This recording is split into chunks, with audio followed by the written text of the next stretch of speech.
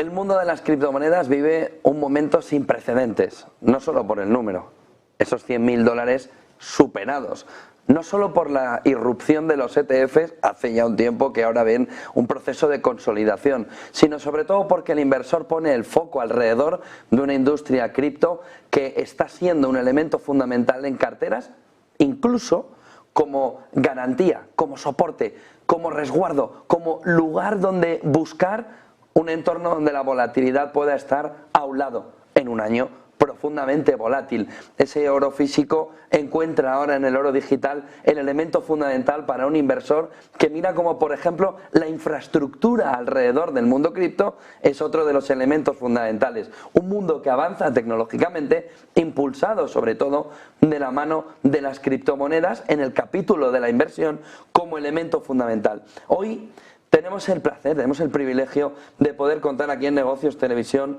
con una de las principales figuras del mundo cripto, con una de las plataformas más influyentes del sector, con el que vamos a poder explorar qué hay detrás de este gran momento para la industria. Richard Teng, CEO de Binance, welcome. Thanks for having me. Thanks for having this time with us. Richard, you have taken the role of CEO at Binance during a pivotal time at the industry. On the personal and the professional level, what does it mean to you to lead one of the most influential companies in the crypto space? Well, thanks for that. So it has been an absolute pleasure and a privilege to be leading Binance, one of the most innovative companies in the world.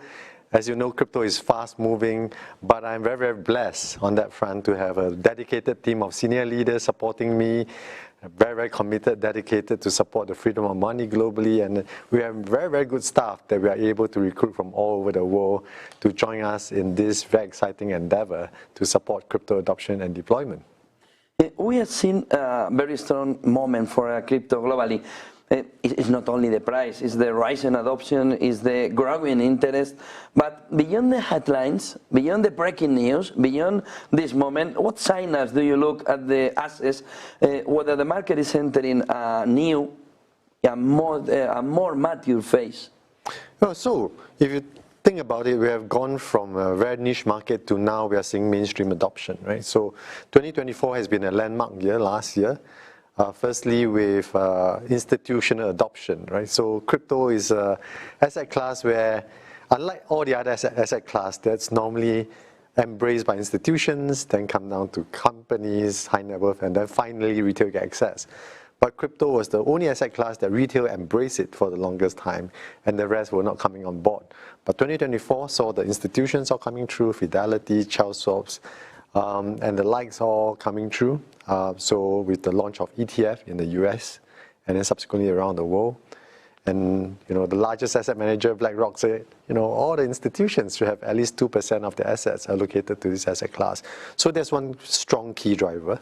The other one, of course, is much greater regulatory clarity. Countries around the world are now starting to embrace it to give the needed framework and clarity to regulate crypto. And that gives a lot more certainty to end users, so the mainstreaming will start very quickly now. And after all, the number, $100,000 Bitcoin, it was a challenge for investor. It has arrived, and Bitcoin surpassing this $100,000, and overall the market sentiment at height. What do you see as the main factors driving the latest wave of adoption of and optimism?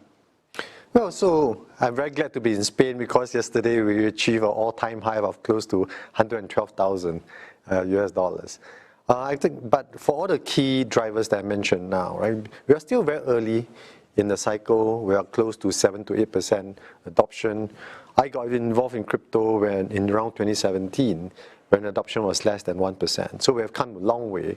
But with greater regulatory clarity and much greater institutional adoption now, I see countries around the world using their country's reserve, sovereign wealth funds, institutions, corporate treasuries, family office, all starting to allocate into this space.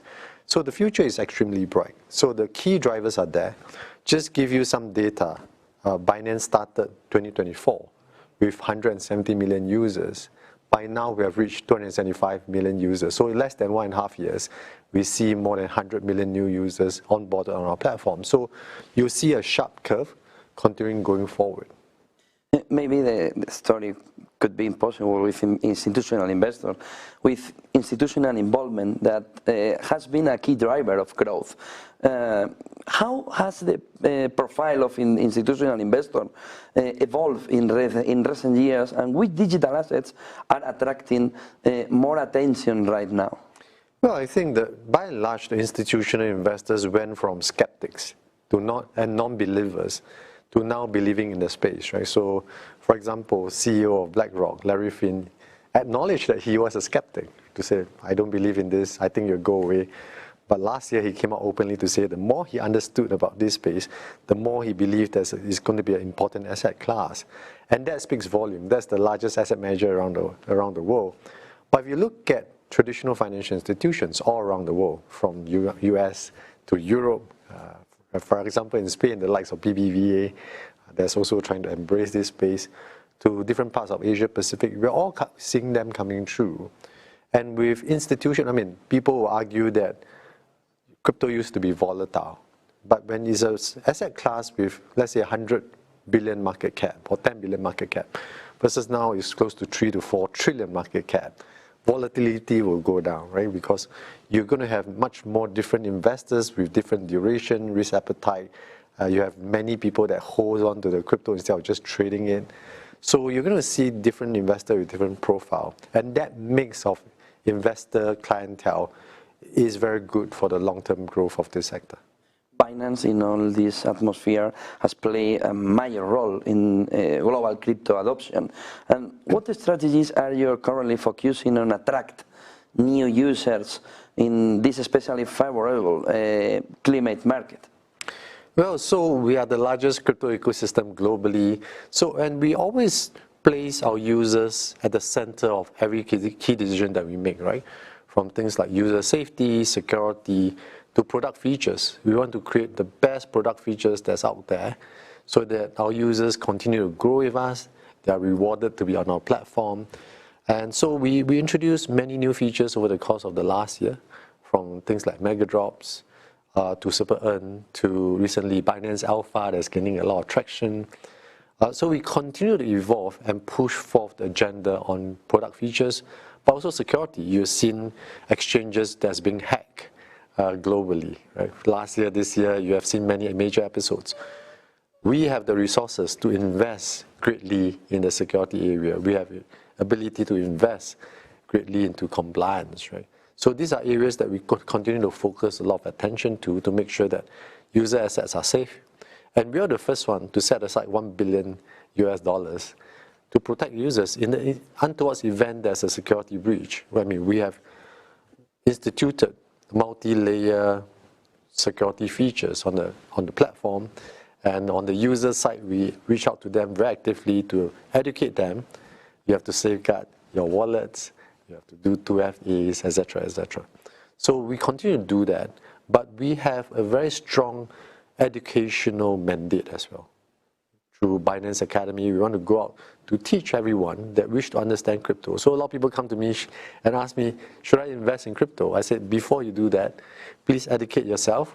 Please do a lot of research on your own, because it's your own money that you're dealing with, and start small, right? Start with things that you're comfortable with before you go big after you get comfortable. The other name about this year could be decentralized finance continue to grow in this atmosphere and continue to grow rapidly.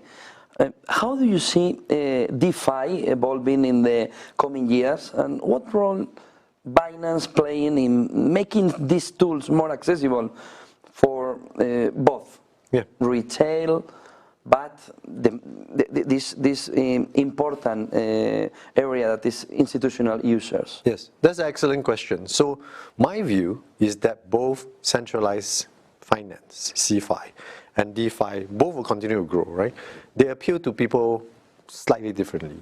So on the CFI side, we make sure that we go through KYC, we impose all the relevant rules and requirements.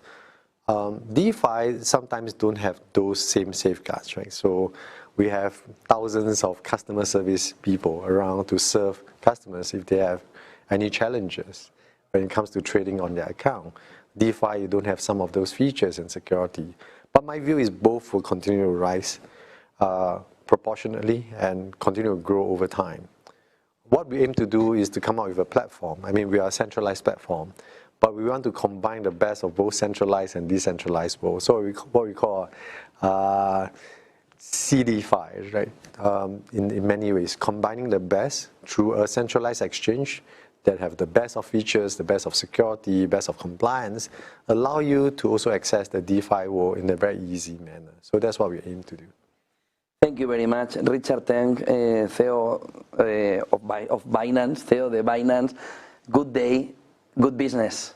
Thank you so much for having me. Como han visto, uno de los principales actores del mundo cripto, en el que, como han visto, también ha entrado en los temas fundamentales alrededor de la industria, del futuro, de la necesidad también de la inversión alrededor de la infraestructura y, sobre todo, de la perspectiva a medio plazo del mundo cripto en un entorno y en un momento clave, fundamental para el sector, en el que Binance es uno de los principales también impulsores alrededor de la industria. Hasta aquí este tiempo para mirar la fotografía alrededor de cómo el CEO de Binance, aquí en exclusiva en Negocios Televisión, nos plantea esa mirada a medio y largo plazo. Buen día y buen negocio también a usted. Thank you. Thank you so much. Thank you.